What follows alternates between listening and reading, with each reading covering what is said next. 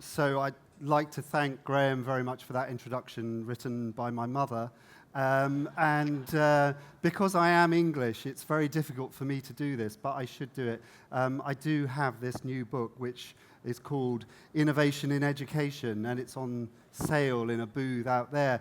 It's called Innovation in Education because when I came up with my title for it, after weeks of agony, I decided it should be called something like The Door to Infinity.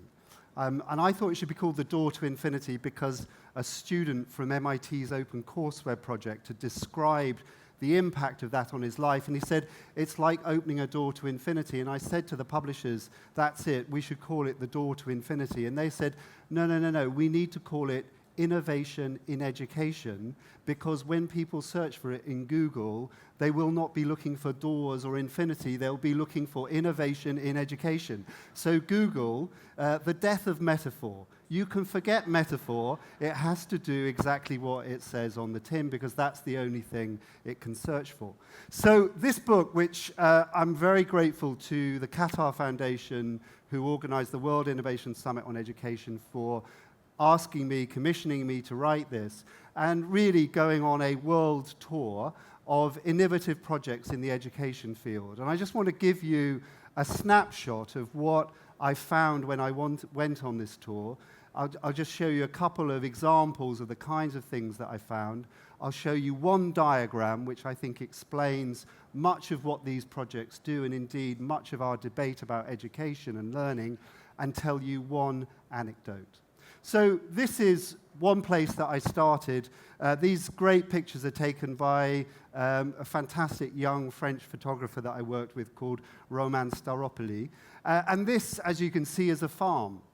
It's a farm in the Chacos, which is an agricultural area between Paraguay and Brazil. It's huge, vast. It's home to many, many small farms, and this is one of them, probably quite a large farm.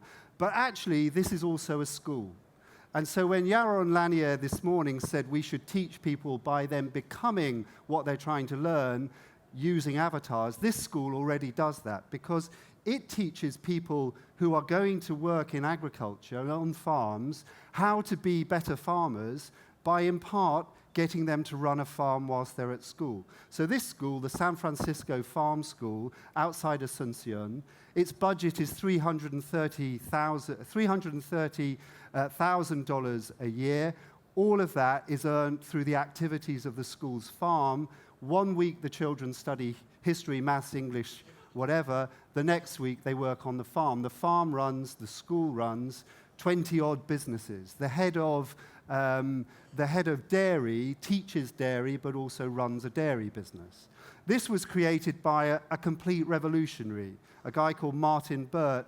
And Martin didn't come from education. Like most of these innovators, came from outside education and came into it and said, well, why should the boundary between learning and work be so tight?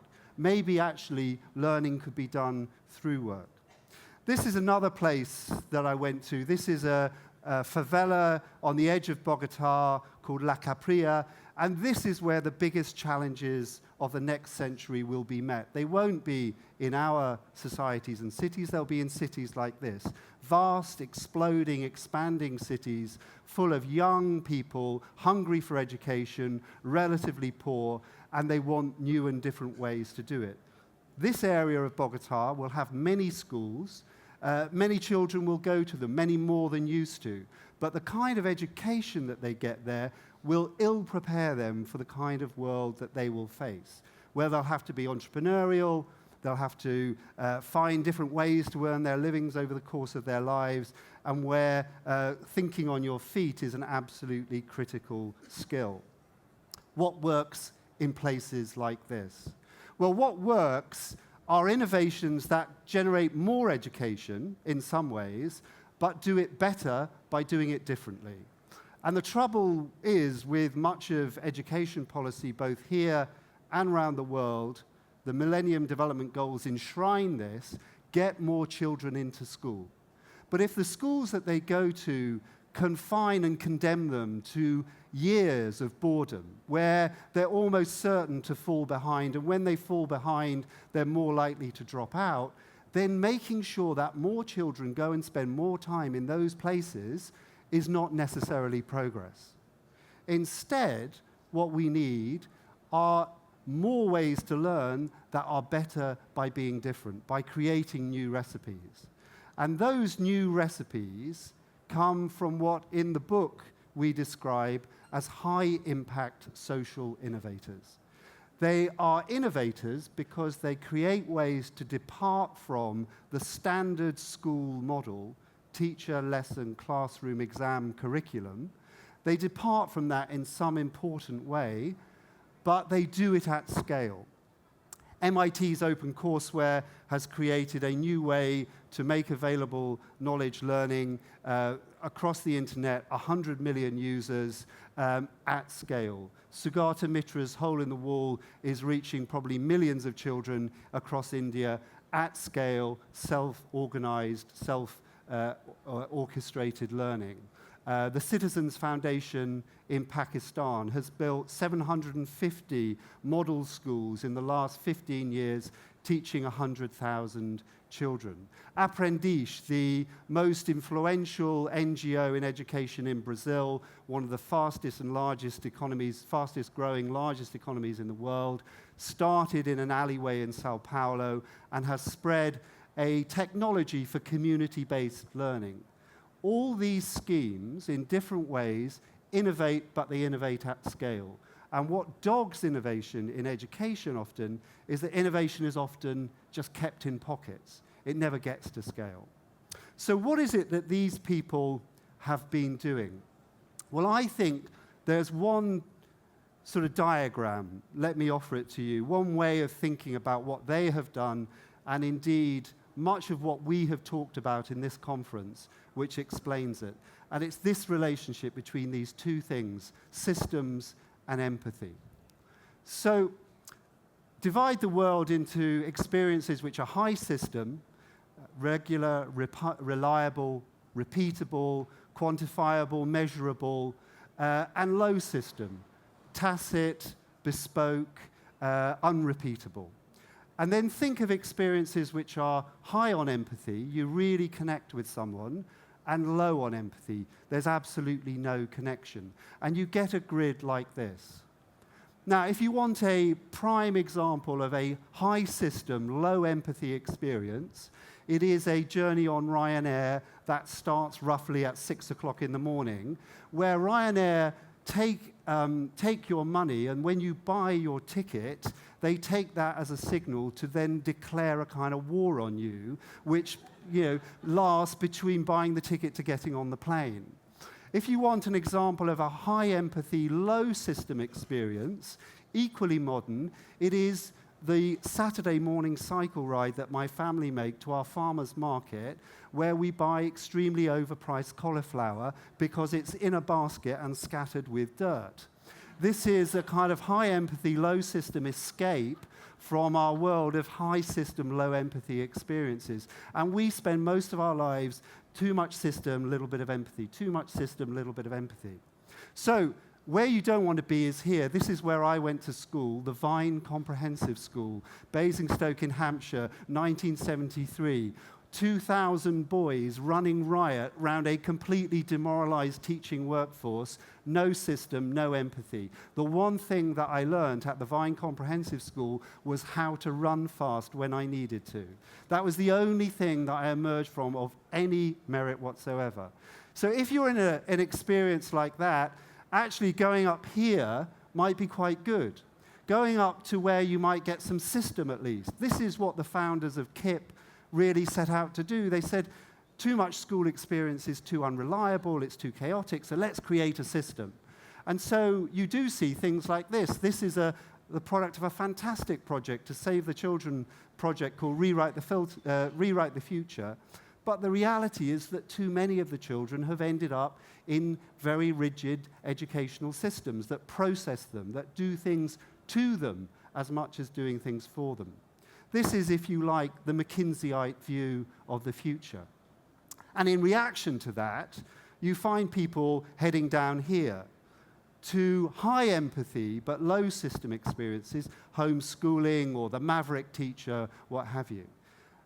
The projects that I looked at, I think, live up here. They live in the high system, high empathy space. They are both very systematic. They care about how they teach. They've got ways of doing that. They think through it. They're very structured in some respects, but they generate very strong relationships, both between teachers and pupils, but as importantly, between pupils themselves, and probably between pupils and their families. So they're both quite systematic. They care about how they do things, highly empathetic. So better and different is this woman. She, for me, is the epitome of the kind of innovative educator that we need. This woman is Vicky Colbert, and she is responsible for more innovation in Latin American education than probably any other person than Paulo Freire. Because Vicky Colbert, working in the poorest rural schools in Colombia, where you have 60 children and one teacher, you can't teach in a traditional way when there's 60 children and one teacher, and the children range in age from 5 to 14. You have to find a different way of managing it. And she created that with her program called Escuela Nueva. And Escuela Nueva is just a structured way for children to learn together in collaborative groups. No fancy technology, no social networking, nothing, just a few books, actually. And they learn how to learn with one another, allowing the teacher then to spend her time facilitating the different groups. It's reached probably 20 million children in 9 Latin American countries. Or this guy that I met at the absolutely amazing African Institute of Mathematical Sciences in Cape Town. This guy his specialism is complex differential equations. And when you watch him write an equation across a blackboard, it's like watching someone dance. It's not like watching someone do mathematics. When Yaron Lanier said, we'll teach mathematics by dancing, this guy already dances when he does complex equations. He is one of 18 children from Togo, and he's been given a chance, a huge chance, to go on to further study at university thanks to this amazing institute. And when you walk into this place in a converted hotel in Muizenberg outside Cape Town, it's like walking into a mixture between a Silicon Valley startup and a kind of creative community. It's virtually impossible to spot who the teachers are. First term is a kind of structured program of general mathematical skills, and then from there on, it's basically open group discussion around interesting issues that interest both teachers and pupils. So these projects, this girl, similar kind of experience in a completely different place. She's part of a project called Nani Kali, which is getting thousands of Indian girls, she's from a slum outside Mumbai, into school and supporting them by augmenting school with these different kinds of approaches. These ideas come up from, generally, I found, they came from marginal places, maverick people, and people who were prepared to create interesting mixes of international flows of ideas with very local influences. So Martin Burt, the founder of the Farm School, came into education from microcredit. Now there are 50 of these farm schools around the world creating a kind of movement. This place in Sao Paulo, this alleyway, once inhabited by drug dealers mainly, taken over by artists, turned into Aprendiz, the most influential NGO in education in Sao Paulo, and provided the model for a way to create community educators that would help communities map their educational needs, but also their educational assets, and promote learning in communities, not just in schools. It came from this alleyway. It didn't come from the Institute of Education or a big high-tech company. It came from a place like this. And much of the most radical innovation will come from margins. And it will come from people who think about change and scale in a different way. It will come from people like this woman. This woman has created a project called We Love Reading. It's using mosques every week and training mothers to create reading groups across the Middle East. It has no assets of its own. It trains mothers, gives them books, encourages mosques to give them space, and out of nothing, this woman has created 450 reading groups across Jordan. Why? Because she's thought movement, not system. All of these innovators think that what they're leading are movements, not systems. Anyone in the Department of Education knows that they're running a system, they're not leading a movement. If most of the educational innovation that's going to be really radical and powerful comes from people who think like movements, but they need to confront things like systems, then there's a huge amount of tension. So throughout today, Kerry talked about it, Ellen MacArthur talked about it, this search, if you like, for new systems. And if I was American, if I came from the West Coast, I would now found something called the Systempathy Institute, and I would write a book which was called The 10 Steps to Systempathy, how you can combine system and empathy and live a better whole of life. But because I'm English, I'm not going to do anything with it whatsoever. But what I am going to do is suggest one place. I am now looking for examples of organizations, settings, movements that combine these ingredients. And I've come across some, and I think actually when you go to really good schools or really good places to learn, they are by and large places which are full of empathy, but also structured enough to allow things to happen. But there is one example, and it's basically Barcelona Football Club.